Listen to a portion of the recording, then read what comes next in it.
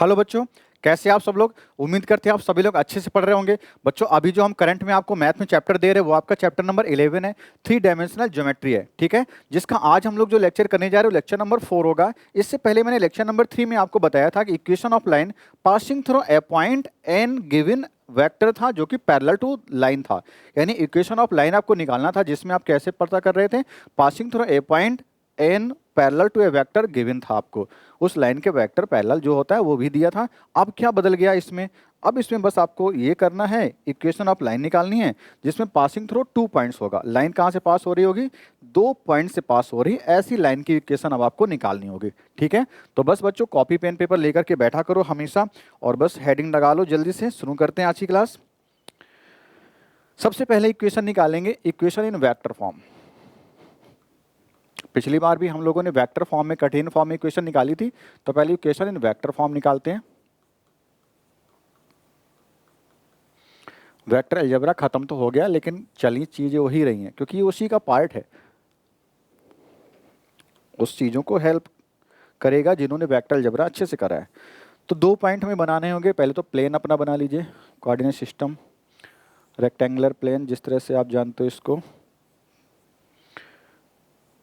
X axis, Y axis, Z axis, ये लो N Z, ये ना आपका ओरिजिन। 2 पॉइंट हमें हैं दिए जा रहे हैं जहां से लाइन पास हो रही, कहीं भी ऐसे 2 पॉइंट बना लो। सपोज करो एक पॉइंट ये है, कहीं भी ले लेते, ठीक है, ये ले लिया, एक पॉइंट ये ले लिया। तो ये पॉइंट अगर है तो इसका वैल्यू अगर पॉइंट ए रहा हो, ये पॉइंट बी रहा हो, ठीक है, तो इसको ज्वाइन करने से एक वेक्टर बनेगा जो पॉइंट ए का पोजीशन वेक्टर रिप्रेजेंट करेगा। इस तरह से सारी बातें हम लोग कर चुके हैं। अगर ये वेक्टर को हम पॉइंट फॉर्म में ऐसे लिख रहे हैं ए से, तो इसका पोजीशन वेक्टर अगर मैं ए लिख दूं जो कि पॉइंट गिवन होगा वहां से रिप्रेजेंट करा गया, मतलब वहां से निकाला गया। दूसरा पॉइंट आपको कौन सा गिवन है, बी, तो आप उसको भी ऐसे ज्वाइन कर सकते हो,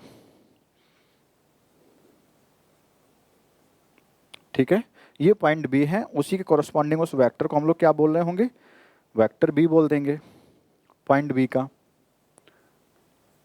अच्छा ये पोजीशन वेक्टर कौन सा है, वेक्टर बी का पोजीशन वेक्टर हमने ये माना, पॉइंट बी का पोजीशन वेक्टर ये, तो आप इसको ऐसे समझो, यानी ये डायरेक्शन होगी पोजीशन वेक्टर बी के लिए और ये होगी पॉइंट ए का पोजीशन वेक्टर, यानी कि वेक्टर ए लिख दे रहे हैं, ठीक है। तो हमें इन्हीं दोनों पॉइंट से जाने वाली लाइन की इक्वेशन निकाली, वो लाइन कौन सी है, ये हो गई, इनको ज्वाइन कर देते हैं दोनों पॉइंट को ऐसे।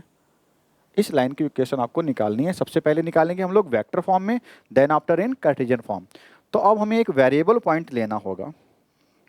मान लो वेरिएबल पॉइंट कहीं इधर है, ये रहा P, ठीक है, ये वेरिएबल पॉइंट आपका हो गया P, ठीक है। अब वेरिएबल पॉइंट अगर है तो इसका पोजीशन वेक्टर हमें दिखाना पड़ेगा, ये रहा, जिसको हम लोग रिप्रेजेंट कर देते हैं R से, यहाँ पे लिख दो या फिर यहाँ पे लिख दो, कहीं पे भी लिख दो, जहाँ पे मन हो वहाँ पे लिख दो। तो अगर यहाँ पे लिखना चाहो A, तो यहाँ पे भी आप इसके लिए भी B लिख ही देते हैं, नहीं तो आप सोचोगे उसके लिए क्यों नहीं लिखा। तो बच्चों इस तरह से हमने आपके लिए सारे पॉइंट्स जो हैं उनके लिए वेक्टर फॉर्म में उनके पोजीशन वेक्टर को भी लिख दिया है। अगर कार्टेशियन फॉर्म में हमें जरूरत पड़ेगी तो देखो कैसे, हम सपोज कर लेंगे जो A पॉइंट है उसके कोऑर्डिनेट है x1, y1, z1, point B के लिए क्या मान लेंगे, x2, y2 और z2 मान लेंगे। ऐसे P के लिए क्या मान लेंगे, x, y, z। Variable form में है तो x, y, z आपको मानना पड़ेगा इक्वेशन दिखाने के लिए। साथ ही साथ जो A है x1, y1, z1 ये आपको नंबर्स में दिए जाएंगे 1, 2, 3। दूसरा पॉइंट ऐसे B भी दिया जाएगा 2, 3, 4। तो किस तरह से काम करना वो हमें देखना है, ठीक है। तो बस अप्रूव होने जा रहा है। अगर मैं आपसे कहूँ कि तीनों पॉइंट एक ही लाइन पर तो हैं, तीनों पॉइंट एक ही लाइन पर हैं, तो ये जो पार्ट है AP पार्ट है, AB पार्ट का ही तो हिस्सा है, या ऐसे कह दो लेंथ AP है, दूसरी लेंथ अगर मैं कहूँ AB है। अगर लेंथ है तो डायरेक्शन भी इनकी कुछ बना लो। तो हम अगर इक्वेशन AB निकालना चाहते हैं तो किस इस तरह से मैंने डायरेक्शन बना ली है। अब ये डायरेक्शन सभी के लिए हो गई, यानी AP वेक्टर के लिए भी हो गई, PB वेक्टर के लिए भी हो गई, या AB वेक्टर के लिए भी हो गई, ठीक है। तो कुछ इस तरह से काम करना। अगर मैं आपसे इतना पूछूं कि AP वेक्टर AB वेक्टर का कुछ हिस्सा है ना, तो आप ऐसे कह सकते हो कि डायरेक्शन भी सेम है। तो ऐसे वेक्टर ही बच्चों कैसे होते हैं, कोलिनियर होते हैं। तो हम लिख जानते हैं यहाँ से कि वेक्टर अलजेब्रा में आप लोग पढ़ चुके हो, इसमें कोई दिक्कत वाली बात नहीं है आपके लिए। हियर वेक्टर अगेन, जैसे आपने प्रीवियस प्रूव किया था बिल्कुल वैसे इसको प्रूव करना है। Here vector A P and A B are collinear vector, ठीक है। और अगर कोलिनियर हैं तो एक वेक्टर दूसरे के कुछ टाइम्स करके लिखा जा सकता है। मतलब पहला वेक्टर ए पी जो है दूसरा वेक्टर ए बी का कुछ टाइम बना दो। कुछ टाइम्स का मतलब हो सकता है ए पी उसका आधा हो सकता है ए पी उसका डबल हो, डिपेंड करता है आपने पी कहाँ लिया। मैंने बीच में लिया है तो छोटा लग रहा होगा तो वो उसी तरह से लैम्डा अपना लिखा जाएगा। अगर हो सकता वेरिएबल पॉइंट यहाँ होता या और आगे लिया जाता, बोर्ड के बाहर होता, तो ए पी फिर बड़ा भी हो जाता, छोटा भी हो सकता, तो वो लैम्डा सबकी भरपाई कर रहा होगा। तो मैं क्या लिख रहा हूँ, ए पी कितना है, ए बी का लैम्डा टाइम्स है। और कोलिनियर वेक्टर इसी लैम्डा की वैल्यू को मल्टीप्लाई करके ही उनको बैलेंस किया जाता है, यानी रिलेशन को इस्टेब्लिश किया जाता है। तो आप ए पी इक्वल टू लिख रहे होंगे lambda times of vector A B. अच्छा, ए पी क्या है बच्चे, ओ पी माइनस ओ ए, कोई इशू नहीं है, किसी को दिक्कत नहीं होनी चाहिए, बहुत ही आसान चीज़ मैंने लिखी है। अच्छा, लैम्डा टाइम्स ए बी क्या है बच्चे, ओ बी माइनस ओ ए। अब बस वेक्टर्स की वैल्यू रख दो, आपका आंसर आ गया। ये लाइन बस आपको सोचनी होती, जहां से ये लाइन बन जाती है फिर आई थिंक आपको प्रूव करना आसान हो जाता, फिर कोई बड़ी बात नहीं हम लोग करते हैं। ओपी वेक्टर क्या है, यानी पॉइंट पी का पोजीशन वेक्टर है ओपी। तो वेक्टर आर है वो हमने पहले लेट कर रखा है, तो this is vector R. Minus O A क्या है बच्चे, ए का पोजीशन वेक्टर जो कि स्मॉल वेक्टर ए मतलब हमने लिखा रखा है। अच्छा, लैम्डा टाइम्स क्या है, वेक्टर ओ बी है, पॉइंट बी का पोजीशन वेक्टर जो कि वेक्टर बी हो गया, माइनस इधर ओ ए अगेन जो कि ए का पोजीशन वेक्टर है। ठीक है, तो ये आपकी इक्वेशन आ गई इन वेक्टर फॉर्म। आप इसको ही इक्वेशन बोल सकते हो या थोड़ा सा एक स्टेप आगे जाके अपना आंसर लिख सकते हो। किस तरह से, आप जो इस तरफ देख रहे हो वेक्टर ए को, उसे बस उस तरफ भेज दो, तो इस तरह से आपका या तो ये इक्वेशन बुक में दी जाएगी या फिर दूसरी इक्वेशन होगी। ठीक है, किस तरह से, वेक्टर ए को उधर भेज दो, बस प्लस करके आप लिख दीजिए रिजल्ट को, lambda times vector B minus vector A हो जाएगा। तो ये आपका दूसरा आंसर हो गया और यही आपका वेक्टर फॉर्म में आंसर होता है। अब अगर हम आपको प्रूव करना चाहें इसी रिजल्ट को, मतलब इक्वेशन को हम लोग ये दिखाना चाहें कि कार्टेशियन फॉर्म में क्या आंसर होगा, तो उसे भी देख लेते हैं। Equation of line passing through 2 points in Cartesian form.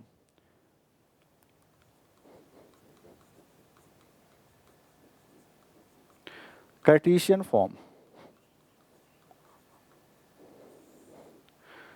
मैंने भी रिजल्ट क्या निकाला वहीं से निकाल लेते हैं। Vector R equal to vector A plus lambda times vector B minus vector A.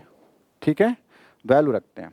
Are की वैल्यू क्या होती है, हमेशा आर की वैल्यू एक्स आई होती है बच्चे, प्लस वाई जे होती है, प्लस जेड के होती है, इक्वल टू क्या, वेक्टर ए क्या माना जाता है, वेक्टर ए को हमेशा आप क्या मानोगे, देखो यहाँ पे मैंने पॉइंट भी मान रखा है x1 y1 z1, तो आप ए को क्या मानोगे, x1 i,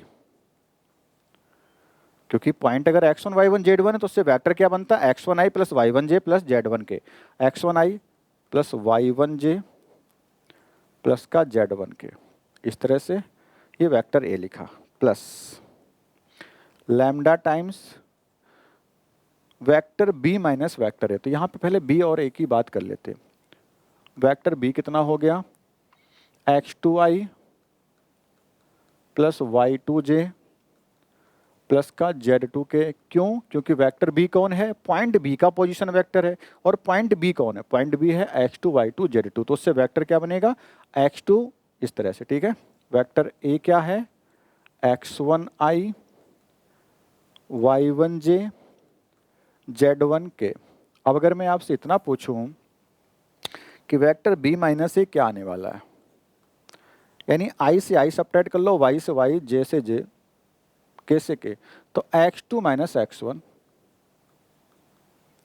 आई हो जाएगा, प्लस y2 माइनस y1 के हो जाएगा, जे हो जाएगा sorry, plus z2 minus z1 के हो जाएगा।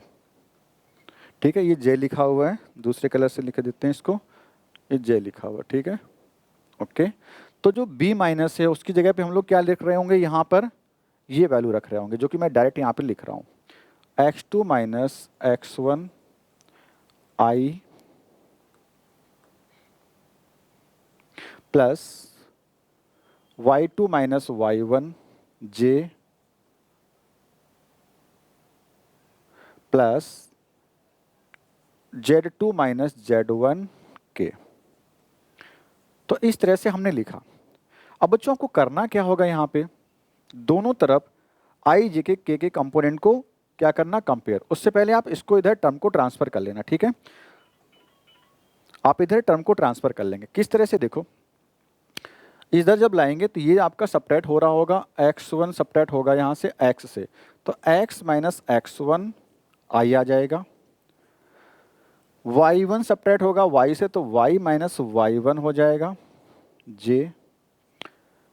z1 सब्ट्रैक्ट होगा तो z माइनस z1 के हो जाएगा। इक्वल में जो लिखा है ये वाला पार्ट लैम्डा टाइम्स, वो भी देखो क्या मिलेगा, x2 minus x1 lambda times I plus y2 minus y1 lambda times j plus z2 minus z1 lambda times k। इस तरह से हो गया। अब देखो यहाँ से वैल्यू क्या आपको मिली। अगर मैं i के साथ की वैल्यू इधर i के साथ की वैल्यू कंपेयर करूँ तो मुझे क्या मिल रहा है, x minus x1 equal to lambda times of x2 minus x1, ठीक है। तो लैम्डा की वैल्यू यहाँ से फिर से निकालनी है आपको, तो लैम्डा की वैल्यू क्या आ जाएगी, x माइनस x1 अपॉन में x2 माइनस x1। तो बस इसी तरह से आप तीनों को कंपेयर करना, तीनों कौन कौन, i को भी, j को भी और k को भी। तो लैम्डा की वैल्यू जैसे x minus x1 upon x2 minus x1 आई है, दूसरी बार आप वैल्यू क्या निकाल रहे होगे बच्चे, y minus y1 upon y2 minus y1 आएगा। तीसरी बार वैल्यू क्या आएगी, z minus z1 upon z2 minus z1 आ जाएगी। तो ये सभी वैल्यू लैम्डा की हैं, तो सभी को आप इक्वेट कर लोगे इस तरह से, और यही आपकी फाइनल इक्वेशन आ जाएगी in Cartesian form equation of a line passing through 2 points. तो ये आपका इक्वेशन हो जाएगा, ठीक है। तो बहुत ही आसान है चीज़ें करने के लिए, आपके पास कुछ टफ नहीं है। प्रैक्टिस करिए, आराम से समझिए, ठीक है। आपको जो पॉइंट है उनमें से किसी को पहला पॉइंट आप मान के रख सकते हो। आपका आंसर ये भी बच्चों लिखा जा सकता है किस तरह से, x माइनस x2 वाला पॉइंट जो उस तरफ है उसको लिख सकते हो। तो ये आप पे चॉइस रहती है, आप किसको ऊपर सब्ट्रैक्ट करना चाहते हो, ठीक है। अगर आपने x1 y1 z1 को सब्ट्रैक्ट किया है तो नीचे x2 minus x1 y2 minus y1 z2 minus z1 ही लिखेंगे, ठीक है। इसको आप ध्यान रखिएगा। तो इस पर बेस एक सिंपल सा क्वेश्चन लेते हैं, जो एग्जाम्पल नंबर आपका होगा 7। अच्छा सा है बच्चे, एग्जाम्पल है। आपसे कहना find the equation of line passing through the points -1 0 2। जो पहले मिल जाए अब उसी को ही ए पॉइंट सपोज किया करो। दूसरा पॉइंट भी गिवन होगा 3 4 6 है, वेरी गुड। इसको बी, बीच में कोई वेरिएबल पॉइंट हो गया, ठीक है। तो ए के लिए यहां से क्या हमेशा निकालना, सोल्यूशन डालें। पहले वाले पॉइंट से वेक्टर ए बनाए, वेक्टर ए क्या देगा, -1 आई प्लस 0j, मैं 0j यानी छोड़ दे रहा हूँ, 0 से क्या लिखना 2k, ये वेक्टर ए बना। यहाँ से वेक्टर बी भी बना लो, 3i plus 4j 6k। A B vector आपको मिल गया। हो सकता है आपको एग्जाम में इनके वेक्टर ही सीधे दे दे, वेक्टर ए या वेक्टर बी करके ही दे दे, फिर आपसे इक्वेशन पूछ ले, फिर तो और अच्छा हो गया, आपको रेडीमेड मिल गया ना बना हुआ। अब आपको इक्वेशन लिखनी है सीधे, लाइन की इक्वेशन क्या होती है, vector R equal to A plus lambda times B minus A, ठीक है। तो बस आप आंसर रख दो, वेक्टर आर इक्वल टू आपका आंसर हो जाएगा। ए इक्वल टू यानी वेक्टर ए कितना, यही तो है, पूरा रख दो, क्या है -i प्लस 2k सॉरी, ठीक है। और क्या, plus lambda times B minus A, आप डायरेक्ट कर लो, अगर नहीं कर पा रहे तो साइड में पहले आप बी माइनस ए कर लिया करें। बी माइनस ए, बी से ए सब्ट्रैक्ट करना, यानी 3i से सब्ट्रैक्ट करना, माइनस का ही हो जाएगा, प्लस का 4i, माइनस माइनस प्लस हो जाएगा। 4j से सब्ट्रैक्ट करो, यहाँ पे j है ही नहीं तो प्लस का 4j ही बना रहेगा, ठीक है। 6k से सब्ट्रैक्ट करो 2k तो प्लस का 4k बनेगा, ठीक है। सब में 4 4 4 ही आ रहा है, ठीक है। तो ये आपका आंसर हो जाएगा। या तो ऐसे आंसर आपको दे देना है या फिर क्या करना है, सभी को केवल आई जे के टर्म्स में लिख देना इस तरह से। वेक्टर आर इक्वल टू, यहाँ पे आई के साथ -1 है, -1 प्लस लैम्डा टाइम्स किसकी वैल्यू 4, यानी 4 लैम्डा आपका हो जाएगा। इस तरह से आई मिल जाएगा। अगर आपको किसी तरह से प्रॉब्लम हो रही तो आप क्या करें, लैम्डा का पहले मल्टीप्लाई करें, जैसे प्रीवियस हमने लेक्चर में भी आपको बता रखा है, लैम्डा का मल्टीप्लाई करें, फिर आई के सारे टर्म्स एक साथ करें, उनमें से आपको आई को कॉमन लेना है तो आपको डायरेक्ट फिर ये मिल जाएगा। बट इसको डायरेक्ट लिखना भी सीखो, बहुत बड़ी क्लास है आपकी 12th, इसको आप ऐसे करोगे तो टाइम ही लगेगा। देखो कैसे दोबारा सीखते हैं, ब्रैकेट बनाओ, बाहर जे लिख लीजिए। इसमें देखो जे के साथ कुछ लिखा है, नहीं लिखा तो 0, अगर कोई नंबर होता तो वो आता, जैसे 0 प्लस यहाँ पे जे के साथ क्या 4, 4 का मल्टीप्लाई लैम्डा में तो 4 लैम्डा, बट नहीं लिखा है तो ओनली 0 हट जाएगा, कितना आएगा 4 जे ही बना रहेगा। ठीक है, तो 0 हटा दें या रहने दो, चलो प्लस। नेक्स्ट में क्या आएगा, ब्रैकेट बनाओ, बाहर के लिखो, इधर आपका बिना के साथ देखो 2 लिखा हुआ, तो पहले 2 लिख लो यहाँ पे। यहाँ पे के साथ 4 लिखा, लेकिन लैम्डा का मल्टीप्लाई भी तो होना है, तो 4 लैम्डा हो जाएगा प्लस में। इस तरह से आपको ये मिल गया। किसके इक्वल चल रहा था, वेक्टर आर के इक्वल चल रहा था, और यही आपका वेक्टर फॉर्म में अगर आंसर पूछ रहा है तो यही होना चाहिए। ठीक है, तो यही आपका आंसर भी है वेक्टर फॉर्म में। लेकिन अगर कार्टेशियन फॉर्म होता तो चाहो तो इसका आंसर कार्टेशियन फॉर्म में भी देख लो। कार्टेशियन फॉर्म में आंसर देखो, इधर जो आर वेक्टर है बच्चों, कार्टेशियन फॉर्म में आप इसे क्या लिखते हैं, एक्स आई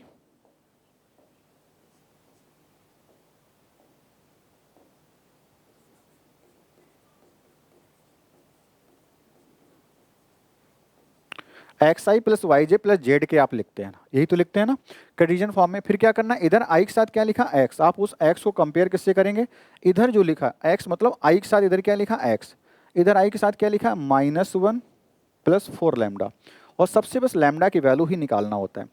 इधर क्या करना होगा आपको, इधर वाई मिला जे के साथ में, कंपेयर किससे करना, इधर जे के साथ में क्या है 4 लैम्डा। ठीक है, इस तरफ फिर देखो के साथ में जेड लिखा है, उधर के साथ में क्या लिखा है 2 प्लस 4 लैम्डा, कंपेयर करो दोनों को। हर जगह से आपको लैम्डा की वैल्यू निकालनी है, और उन सारी लैम्डा की वैल्यू चूंकि आपस में इक्वल हैं तो सब वैल्यूज को आप इक्वल कर दो, वही आंसर हो जाएगा। तो कैसे आएगा, इधर -1 इस तरफ आएगा तो x+1 हो जाएगा, और लैम्डा के साथ क्या बचा 4 लैम्डा, 4 से डिवाइड कर देना, तो लैम्डा की वैल्यू आपको कुछ इस तरह से मिल रही होगी, x+1/4। यहाँ से लैम्डा की वैल्यू निकालो तो सीधे सीधे डिवाइड कर दो, तो आपका आ जाएगा y/4 इक्वल टू लैम्डा। यहाँ से लैम्डा की वैल्यू निकालने के लिए z-2 पहले तो करना होगा।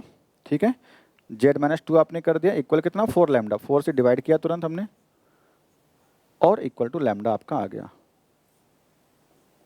इक्वल टू लैम्डा मतलब ये आ गया। ठीक है, अब ये सारी वैल्यू आपकी लैम्डा की हैं, सबको इक्वेट कर लो तो आपका आंसर आ जाएगा। ठीक है, सो इक्वेशन ऑफ लाइन यहाँ पे लिखते हैं। सो इक्वेशन ऑफ लाइन क्या मिली आपको, x + 1/4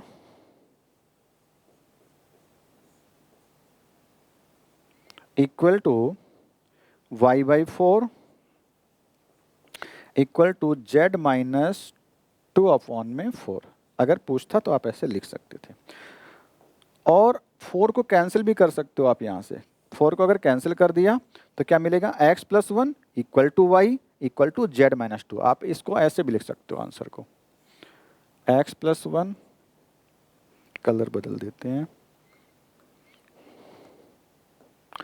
x+1 equal to y equal to z-2। तो कुछ इस तरह से आपका आंसर होना चाहिए आई थिंक। अच्छा, इसमें कार्टेशियन फॉर्म में पूछा नहीं था, वेक्टर फॉर्म में पूछा था। वेक्टर फॉर्म का आंसर कितना, -1 प्लस 4 लैम्डा। अच्छा, यहाँ पे 4 लैम्डा 2 लैम्डा आना चाहिए था, कहाँ पे मिस्टेक है, एक मिनट फिर से देखना, कुछ मिस्टेक करी कहीं पे। नहीं, ये है आंसर, ये वाला 4 नहीं, ये आंसर है। ठीक है, सही है, सही कर रहे हैं, कोई दिक्कत नहीं। तो बच्चों कुछ इस तरह से काम हम लोगों ने किया। आई थिंक कोई आपको दिक्कत नहीं होनी चाहिए, सारी चीज़ें बहुत ही आसान है, बस करते रहिए, पढ़ते रहिए। ठीक है, एक नोट आपको हम और लिखा देते हैं, चूँकि हमने आपको ये बता दिया था equation of line passing through a point तो अगर कभी किसी लाइन के बच्चों आपको डायरेक्शन दिए जाएं, डायरेक्शन कोसाइन दिए जाएं, तो नोट करके लिख लो आज की क्लास का ये। हमने आपको ये बताया था कि इक्वेशन ऑफ लाइन क्या होती है कार्टेशियन फॉर्म में,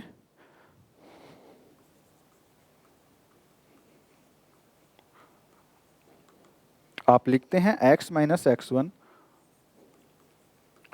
अपॉन में क्या a लिख रहे थे, y माइनस y1 अपॉन में b लिख रहे थे, and z minus z1 upon में क्या लिख रहे थे, c लिख रहे थे। Here a comma b comma c are, ये बच्चों मैंने लेक्चर नंबर 3 में आपको कराया है, ठीक है, वहां पे जो हमने कराया था उसमें ये इक्वेशन आपको बताई गई थी। इक्वेशन किस तरह से निकाली गई थी, equation of line passing through the point and parallel to a given vector, इस तरह से मैंने प्रूव कराया था। Equation of line passing through a point and parallel to a given, है ना, गिवन वेक्टर। तो ये हमने रिजल्ट आपको कार्टेशियन फॉर्म में इक्वेशन बता रखी थी। अब हम करने क्या जा रहे हैं वो सोचो। यहाँ पे ABC क्या, ABC यार डायरेक्शन रेशियोज, बहुत सही समझना, डायरेक्शन रेशियोज है। लेकिन अगर आपको डायरेक्शन कोसाइन कोई दे दे, सो फॉर डायरेक्शन कोसाइन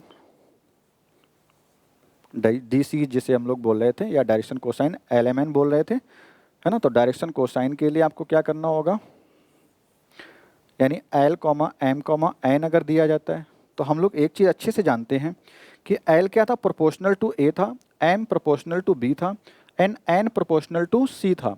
इसका मतलब जहाँ पे ABC यूज किए हैं वहाँ पे हम लोग L M N यूज कर सकते हैं, क्योंकि क्या होगा, L की वैल्यू क्या होगी, K टाइम्स A रही होगी, या A की वैल्यू L अपॉन में K रही होगी।